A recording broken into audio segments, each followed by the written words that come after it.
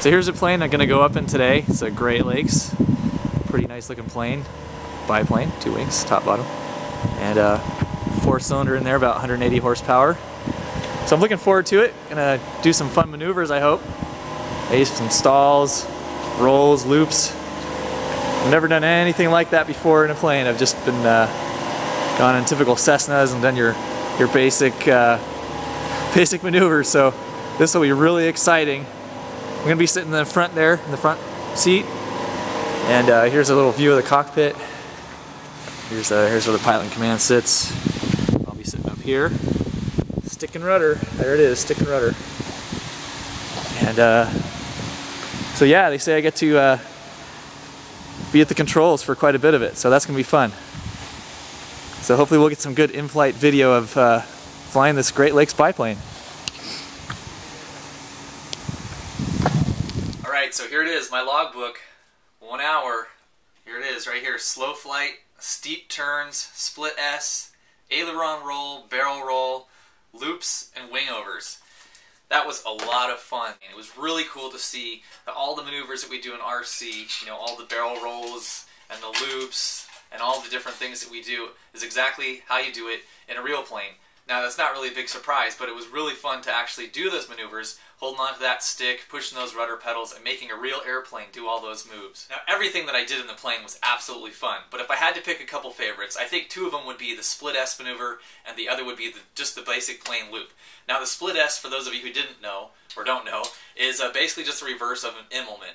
Now this is a really fun maneuver because you're just flying along, all of a sudden all you do is you just throw that aileron all the way over, plane rolls, and right before you get all the way upside down, you start pulling up on the elevator, and that plane starts to roll around this way, or loop around this way, and turn back in the other direction. It's just a lot of fun going upside down, seeing the horizon move, and then then completing that maneuver and seeing the horizon come back up to normal again. That was really fun. Now, the other maneuver that I really liked was just the basic loop. Now for this one, what we would do in this particular plane, to gain a little bit of airspeed, we would just nose the plane down till we got to about 120, 125 knots. Then we pull back on the elevator so that we start to go up.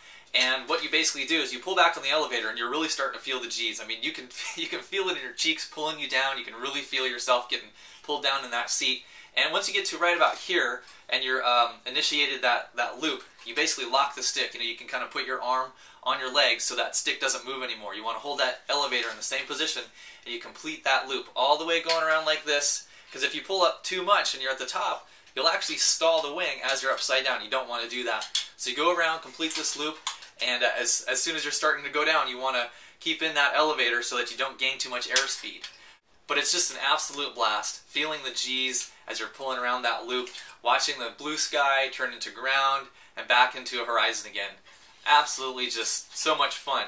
If you can only do it once in your life, I would definitely say try and get a biplane ride, and if you have a place like where I went to where you can actually grab the controls and fly the plane, even better. Now I had the option of flying in the pits, and I actually decided to fly in the Great Lakes because it's an open cockpit.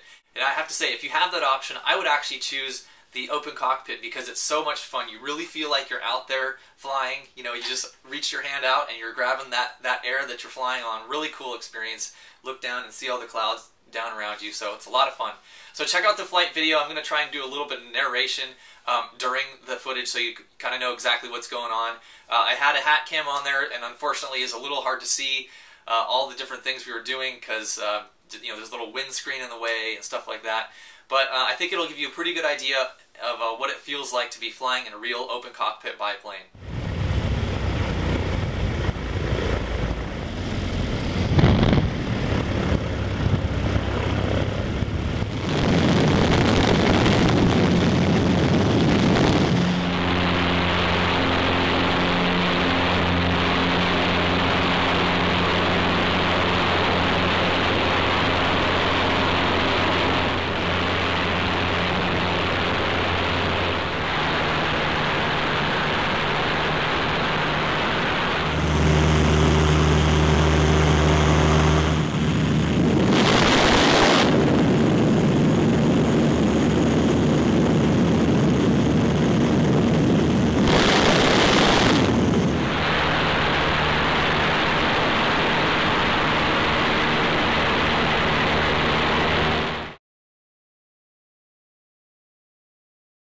accomplish this maneuver, we put the plane in a small dive, get some airspeed, pull back up on the elevator, look to the left, roll hard left all the way, and bring it back to level.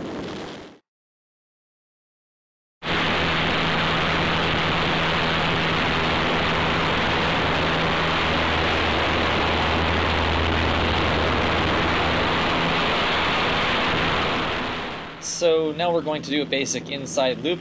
Nose the plane down, get some airspeed, pull back on the elevator until we feel the right amount of G's. Look to the side to watch the horizon. You're seeing the bottom of the wing because the camera's pointed too far up, but I'm actually watching for the horizon to come back up. And there we see the horizon and level out with the elevator.